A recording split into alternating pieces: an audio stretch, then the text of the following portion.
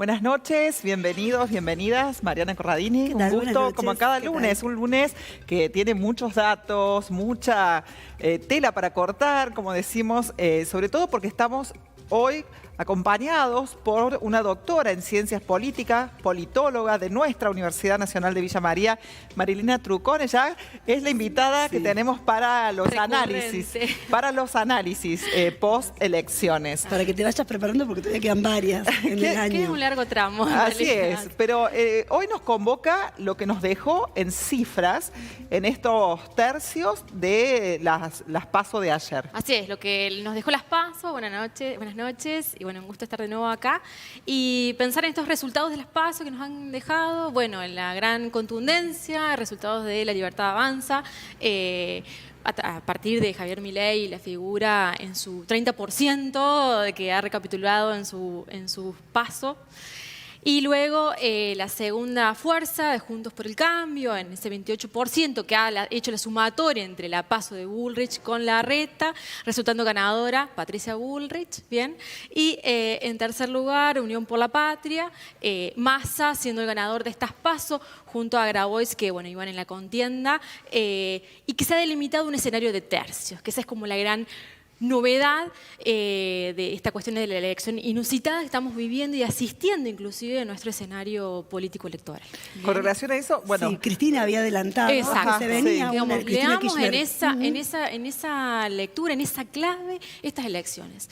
No, no se repite ese formato de dos partidos predominantes formando de la grieta. De la grieta, exactamente, sino que estamos asistiendo y con los resultados ya de este escrutinio, bueno, ese 27, 28 y 30% que nos dejan los tercios. Antes que me gustaría que aclaremos un punto que a mí me quedó de ese momento. Cristina habló de una cuestión de tercios y habló que lo importante era el piso. Exacto. ¿Por qué? Ahí está la cuestión, esto de no pensar ya en esta elección inusitada, no los techos, sino los pisos, porque ya estamos pensando al balotaje, ¿bien? Entendiendo que paso generales, con estas fórmulas definitivas, pero eso habilita a que, bueno, hay tres vías, bien, de opciones que nos hacen pensar que directamente tal vez vamos a ir a un balotaje. Bien, entonces ahí hay que ver con qué pisos, con qué ya los candidatos van asistiendo a las próximas elecciones, bien, para ver justamente que se está definiendo quién van a ser parte de este balotaje. Hoy escuchaba un análisis de Cherkis Vialo y hacía, digamos, una metáfora con relación al fútbol. Bien. Y decía esto, ¿no? En esto de que un triangular, ¿qué tenés que hacer cuando tenés un triangular? ¿Con qué arrancamos? Claro, ganar el primer partido, dice. Y a ver quién nos toca en esa competencia, en ese primer partido, porque es el definitivo, antes, decía él, de pensar en la final, ¿no? Bueno, Milei ganó el primer partido. Ajá. Eso podríamos decirlo definitivamente, sin lugar a dudas. Entonces ahí ya hay se ha desatado, digamos, una cuestión casi feroz, digamos, en a dónde van esos votos, bien, para dónde se pueden ir corriendo, porque sabemos que las PASO no son definitivas, sino que llevan a los precandidatos presidenciales, diputados y senadores hacia las elecciones generales de octubre. Antes que vayamos a ver cómo se pueden reconfigurar, o cómo se constituye, primero cómo llegan todos esos votos ahí, después qué podría pasar, analicemos aunque sea brevemente lo que pasó en Córdoba, donde yo podría decir que el gran derrotado es Schiaretti, vos me corregirás.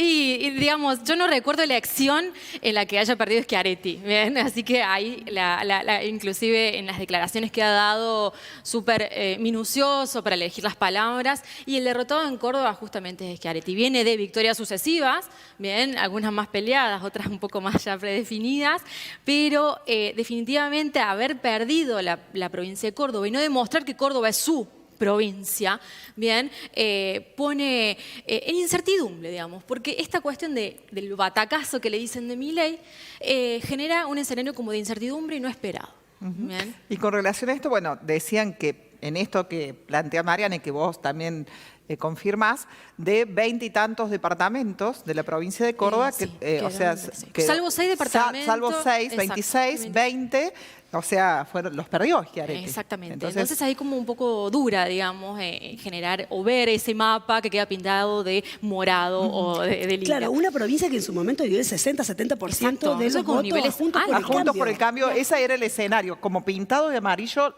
Córdoba. Y esa es la otra cuestión. 2019. Exacto, Claro. 2019 vamos viendo los escenarios de las pasos, es que no esté pintado de amarillo, y esa es la otra gran incertidumbre que se genera en Juntos por el Cambio. Tal vez, o sea, no digo que no lo hayan visto venir, pero la contundencia del voto de Milei en Córdoba también resuena, digamos, en esto de que tal vez en un 2019 Macri había ganado, muchos dicen, por Córdoba. Bueno, esto se está cambiando. Tal vez sea Sí, una sí. pregunta para un sociólogo, una socióloga, un antropólogo, pero digo, ese voto de Milei tiene que ver con esa indignación, esa incertidumbre, digamos, el fin de las ideologías. ¿Cómo se lee desde la ciencia política? Primero, antes que nada, yo digo, por favor, evitar caer en darles las culpas a los ciudadanos y ciudadanas, ¿no? Las personas votan según va generándose los escenarios, pero también podemos pensar en ciertos escenarios descontentos, ¿bien? Niveles de pobreza y exclusión muy altos, ¿bien? Pero también hay es como un síntoma, digamos, podríamos decir, de descontento, que se mezcla tal vez con antipolítica, pero también en descargar esas intencionalidades de voto en otros espacios, otras posibilidades. Pensando que, bueno, 2015, la oportunidad o esta posibilidad se le dio a Macri. 2019 la oportunidad se le dio a Alberto Fernández. ¿Bien? Entonces, bueno, probamos algo distinto. Y ahora, bueno, ¿por qué no pensar también que están probando algo distinto frente a ese descontento? Tal vez cierto discurso que tal vez a veces permea de anticasta, antipolítica. Y sin lugar a dudas, digamos, este escenario de tercios no refleja el amplio espectro ideológico. Estamos... O sea, del medio hacia la derecha. Sí. Bien, entonces ahí en ese anti... Pero antes, Vamos. ¿cómo se produce? Digo, me cuesta interpretar, por eso también te invitamos, tanta volatilidad del voto. Digo, estos mismos ciudadanos que votaron de una manera en las anteriores, en las legislativas, por ejemplo, o para 2021. gobernador, Para gobernador. o incluso este mismo año para gobernador, de pronto modifican su actitud y su decisión de Porque voto. ello nos está demostrando que el voto es pragmático. Obviamente que hay núcleos duros, ideológicos, bien, que son los que motivan, fuerzan, bien, traccionan, digamos, la cuestión política, ideológica. Pero en gran medida esta volatilidad que estás mencionando, inclusive en los diversos niveles que podemos ver a lo largo de un solo año, es porque el voto termina siendo pragmático y captando esos discursos o esas formas, esas opiniones, bueno, opiniones públicas, pero también ciertos descontentos o sentidos que se expresan en algo que es el voto. Parece insignificante, pero también es sumamente significativo el voto. Bien, sabemos que no se agota la instancia de participación política, pero en definitiva, y podemos verlo, que hace muchos años ya que el voto es pragmático y también está pegado a la figura política.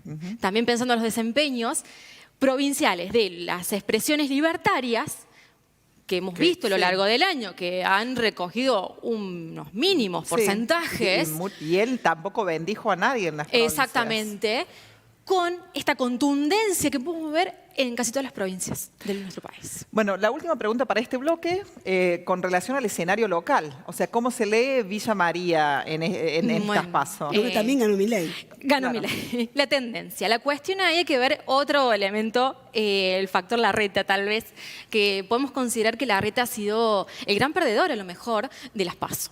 Bien, y bueno, esto, con su escaso 10% que sacó en la interna, perdiendo manos de Bullrich, se traslada a lo local. ¿Por qué? Bueno, porque el candidato, bueno, Capitani, en ese sentido de ver que lo desestabiliza en alguna medida ese resultado de Larreta y que tal vez a lo mejor quería cosechar algún que otro triunfo, una cara alegre en su búnker, la situación es que genera una cierta incertidumbre. Obviamente que la Una Nacional nunca definió una política, una elección local, ¿no? Pero tiñe, genera, digamos, estos escenarios de incertidumbre, pero que al fin y al cabo, digamos, las dinámicas locales siempre van a ser más significativas en el momento efectivo de la contienda. ¿Bien? En este pragmatismo, en octubre, todo puede pasar. Villamarienses pueden tomar otras decisiones. Pensando que además inclusive hay una candidata libertaria que se ha presentado anoche, bueno, anoche y esta mañana, Julieta Ceballos, bueno, que ahí aprovechando ese envalentonamiento, bueno, a ver qué porcentaje obtendría esta candidata, ¿bien? Así es. ¿Pausa? Vamos a una breve pausa y retomamos el diálogo para hablar precisamente de esto que decía la doctora Trucone sobre las derechas, ¿no? Cómo se quedaron esos tercios bien corridos hacia la derecha y otras preguntas que tienen que ver con la política y con lo que nos queda de este año precisamente en el 40º aniversario de la democracia.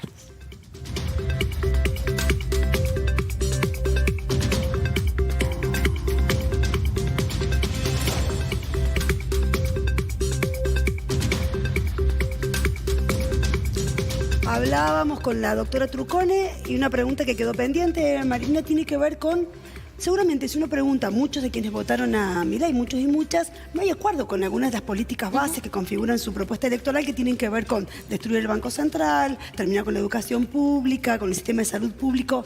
¿Cómo articula esto? La situación ahí es una cuestión del ante todo. Anti-Estado, bueno, y por lo que se pudo escuchar hoy, antiderechos sociales. ¿Bien? Entonces ahí podemos ver que más allá de anticasta, y esa es como la gran discursividad dando vuelta, que ese es el aglutinador. El tema de la particularización, esto que vos denunciabas, ahí queda como un poco perdido, ¿bien? En decir ese anti, que también es antiestado, y en muchos casos también se puede rever ahí o ver qué sentido se le atribuye desde el espacio de Milei a la democracia. Bien.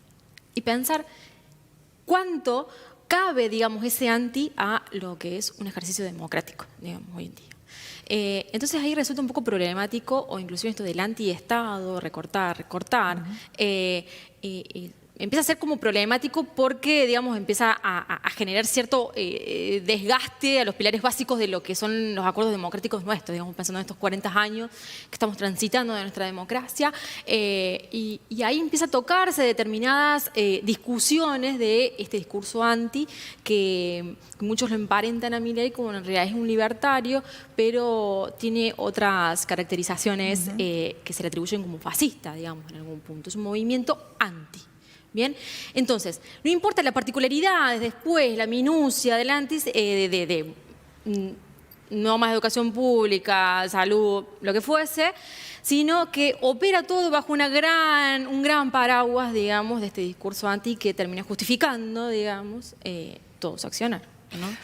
Bueno, es complicado, ¿no? Porque es inclasificable por ahí la figura, ¿no? de Milei, porque él dice que sus ideas económicas provienen de la Escuela de Austria, y cuando uno lee los 3 ejes de la Escuela de Austria, de ciencias económicas, no tienen que ver con lo que él está planteando, ¿no? Porque es la ley, la libertad sobre el cuerpo. Él plantea algo muy conservador, como es estar en contra del aborto. Entonces es como que es complicadísimo comprender esto, como vos decías, pero sin dudas esa figura, ¿sí?, que él supo construirse de manera muy inteligente, gracias al acuerdo y a la promoción de los medios de comunicación, porque también tiene que ver con cómo él se construyó como analista. Esto de inflarlo, digamos.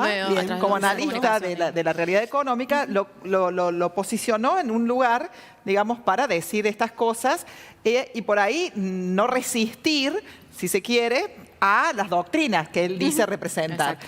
Pero, ¿qué implica esto de la derechización del va voto? forzando los discursos, Sí. va forzando los temas y los debates públicos colectivos que se están dando, ¿bien? Van forzando esto que es caro.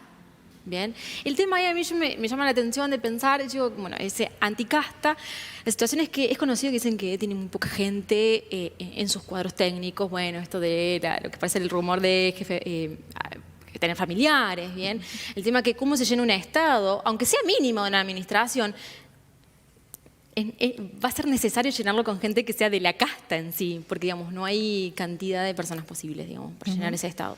Entonces me parece la cuestión es ir corriendo esos debates, inclusive disruptivos, en forma polémica, pero también, digamos, astuta, digamos, esa manera del uso de redes sociales, de trasladar continuamente, digamos, los debates, las respuestas a posibles soluciones de problemas públicos hacia la derecha. Por lo cual, digamos, frente a eso, todo candidato que esté un poquito más al lado, resulta potable, resulta votable, bien. Y es un poquito confuso, digamos, porque también obliga, digamos, en todo caso, va dirigiendo el debate público también del resto de los candidatos y candidatas. Entonces, va corriendo esas posiciones hacia, bueno, como podemos estimar, centro, derecha. Sí, sí, como el de Patricia Bullrich, también hasta el propio Larreta, que también se corrió bastante a la derecha. Y sobre todo con las cuestiones de seguridad, ahí, claro. bien. Y entonces va buscando como para atraer al público y muchas veces no son maniobras muy efectivas porque, bueno, terminan pasando los porque resultados. En realidad la reducción total de impuestos, digamos, el libre mercado. La eliminación del Banco Central. Eliminación del Banco Central, la dolarización. La dolarización. Poner en figuras del gabinete económico de Menem como Roque Fernández, digamos, como un posible asesor económico. Entonces ahí es trasladar los debates hacia las derechas. Y le salió muy bien. Le salió muy bien porque como estamos todos hablando de posibles escenarios que pasaría. Ocupa a ciudadanos y ciudadanas que no comparten eso, los ocupa en tener que defender situaciones, conquistas que ya estaban dadas, naturalizadas, porque ya estaban como conseguidas. Sí, establecidas, conquistadas, y que bueno, hay cual. que de nuevo volver a replantear la función pública, digamos, si nos queremos poner un poquito en modo economicistas, de por qué es necesaria la universidad pública, por qué es necesario la salud. Sí, bueno, sí. Cuando uno, como dice Mariana, hace el esfuerzo de preguntar con relación a estas propuestas que él ha dado, es más, fue muy gráfico también, como vos decís, en esa construcción de la imagen, de poner sticker con los nombres de los ministerios, e ir diciendo afuera y afuera, a un montón de ministerios que justamente es educación, salud, ambiente, desarrollo social, género, o en temas transporte. polémicos, como dice, bueno, el cambio climático es una invención de la izquierda. Eso es una afirmación muy fuerte, digamos. Bien, pero es lo que hay. ¿Bien? Es lo que se eligió. Exactamente. Exacto. Se viene ya la elección primaria, estamos en octubre va a haber que elegir. De estos tercios van a quedar 2, digamos, de 3 van a quedar 2. ¿A dónde cada uno de estos tercios estimás que va a poder ir a buscar votos? Estimamos. O sea, ¿dónde irían los de Larreta? ¿Dónde irían los de Schiaretti? Claro, ¿de dónde va a sacar más votos Milei? ¿Cómo se corre Patricia Bullrich más a la derecha? No tiene más derecha. No tiene tanta derecha, tanto margen. Habría que verlo, digamos, empezamos a pensar o desgranar. Primero tal vez lo de Larreta. Ahí yo pongo en duda, porque primero después en las generales los votos no son directos, digamos, entre lo que pasó las PASO y las generales. Eso para tenerlo en cuenta. En las PASO la gente, las personas, ciudadanos y ciudadanas votan a quien quieren. Es como un mensaje también. Es como un Exacto. mensaje, sí. Para marcar, digamos, el termómetro. Yo ahí, entre digamos, esta interna de Bullrich, Larreta, ahí yo dudo a veces que directamente lo de Larreta vaya a Bullrich. Ahí yo creo que va a haber un fraccionamiento. Sí, creo que hay un fraccionamiento, no creo que sea directo. Bien. También habrá que ver, bueno, lo de Grabois sí, directamente va a Massa, eso definitivamente lo podemos ver. Ahí me genera ruido también lo de Schiaretti, digamos, porque si vamos al caso, digamos, ha conseguido, fue el segundo más votado en Córdoba, bien, sin olvidar esto de los pesos que tienen los votos conseguidos por voto propio. Claro. Las personas propias, al fin y al cabo Massa fue el segundo más votado, bien, pero... Digo, ahí la de Schiaretti va a tener que ser la habilidad, digamos, en ver la estrategia que tiene el electorado o hacia dónde se dirige, que podríamos pensar algo hacia Bullrich, ¿bien? Yo a Milei lo veo medio difícil que vaya de Schiaretti a Milei. Milei tocó su techo. Para mí, sí, capaz que habría que ver. Para mí sí está medio cerca de su techo. Sí. Nos están viendo una pausa. Bueno, qué interesante. La verdad que termina el programa. Se nos está casi terminando el programa. Ya tenemos la pausa. Nos quedó, Marilina, analizar el escenario local, 1 de octubre. Sabemos, y vos lo dijiste, ¿no? Cada elección tiene, digamos, una configuración precisamente del voto totalmente diferente. Específica y significativa. Habría que ver ahí, bueno, tanto Bovo como Castelo se han pegado a los votos conseguidos por Schiaretti, que era medio esperable y totalmente loable de su parte, ¿no?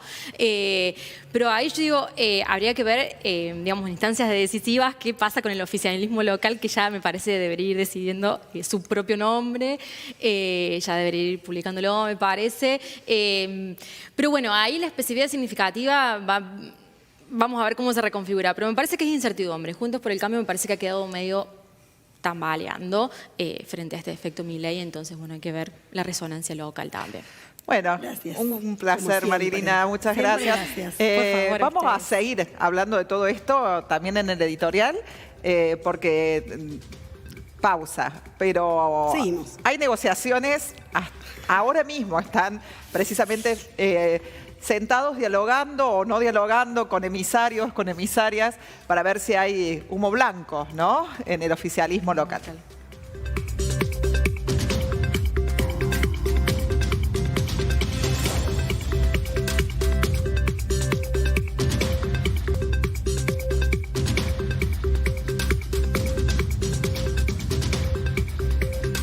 Lo decíamos recién en diálogo con la doctora Trucone, después de del triunfo contundente que tuvo Milei aquí en Villa María, surge la posibilidad de una candidata que seguramente va a ser presentada en sociedad públicamente en breve, si bien anoche ya anunció que va a ser la representante de Milei aquí en Villa María, tratando de captar esos votos que en la presidencial sí fueron a Milei, que si son extrapolables o no en una municipal, si me sigo por las palabras de la doctora Trucone, no tanto.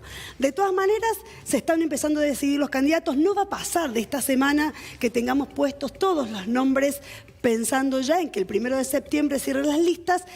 Donde la situación está más complicada, Paula, es en el oficialismo, ¿no? Así es, el oficialismo está, como decíamos, en diálogo permanente, con idas y vueltas, con múltiples reuniones, no solo en la ciudad de Villa María, sino también mañana en Córdoba Capital. Sabemos que también hay todo un escenario provincial que está mirando Villa María y que forma parte de estas negociaciones. ¿Por qué? Porque no solamente se define candidato a intendente, sino que también están las listas de concejales, está candidato a auditora, tribuno de cuenta. Entonces, poder conjugar de parte de el actual intendente Martín Gil y del actual ministro de Industria y Comercio Eduardo Castelo, parece que está costando. La verdad que hay diálogo, pero todavía no hay humo blanco. Aunque se apuesta a que así sea, como vos bien decías, martes a la noche, miércoles, lo más probable. Igual, si tenemos que pensar en el aquí y ahora, no hay acuerdo aún. No, aún no. Aún no hay acuerdo. No hay acuerdo. Con lo cual, lo más probable es que la semana que viene, cuando estemos en este estudio, ya tengamos algunas definiciones. Así es. Y por otro lado, también ya comenzaron las imágenes en vía pública de Braulio Zanotti, ¿no?, que estuvo la semana pasada aquí y que ya está la ciudad con la candidatura de Zanotti también ahí expuesta en vía pública. Si bien dijeron que iban a definir con quién de los dos, con Lorenzati, encabezaba la lista, todo indica que es Zanotti quien va a ser cabeza de lista en esa dupla, Paula. Bueno, también reforzando algo que decía la doctora Trucone, me quedé con algo que me parece interesante, porque por allí ella decía, no hay que culpar a la gente por el voto, ¿no? Y eso es interesante y tiene que ver con poder cada quien hacerse cargo de lo que se genera al momento de pensar o no, castigo o no, decisión ideológica o no, o tal vez un movimiento de cambio social que por allí no estábamos leyendo, que no estábamos viendo y que tiene que ver con muchas incertidumbres por parte de todos los individuos. ¿Por qué? Porque cada vez hay una ruptura más grande de las desigualdades, pero ya las desigualdades, debido a que hay una individuación de la vida de los seres humanos, las desigualdades ya no son vistas o leídas por clases, por género, sino que cada uno la siente a esa desigualdad como en carne viva, en carne propia. Y eso hace también que actuemos de esta manera y que, como dice un sociólogo francés, que es François Dubet, es la época de las pasiones tristes y cómo, digamos, el momento de emitir un voto en 40 años de democracia debería alegrarnos y no dolernos y que sea un voto castigo o un voto, digamos, que tenga la pulsión de la ira. Mientras tanto, y ya cerrando, tuvo consecuencias el resultado de las pasos de la víspera. Esas consecuencias se notaron una devaluación definida esta mañana del 22% que impacta en el dólar y que indudablemente y lamentablemente va a impactar en los precios y en el costo de vida y que también quizás orade aún más las chances de Sergio Massa.